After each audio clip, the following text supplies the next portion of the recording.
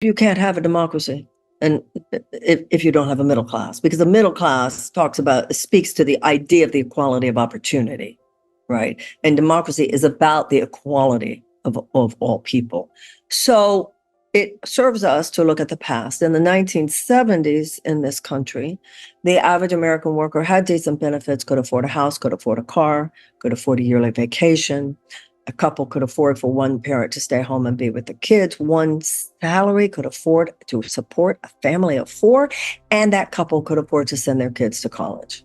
Now, that speaks to a greater prevalence of a social well-being, emotional well-being, psychological well-being, people who have time and bandwidth for their spouses, for their children, for their neighbors, for their community.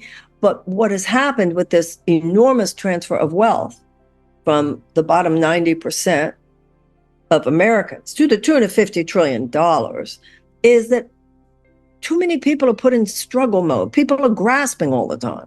62% of people living paycheck to paycheck. That means one getting sick, one missed payment for rent, one missed college loan payment, one missed medical debt payment. Somebody could be thrown into their car to live there. People are living in a frazzled, anxious state. So when we say middle class, it's not just about economic well-being.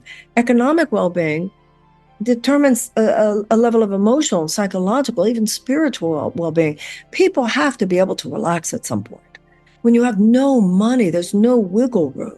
People can't relax. And then the worst of us comes out. And by the way, going back to children, often it's the children who suffer most because the stress is taken out on the weakest member of the family.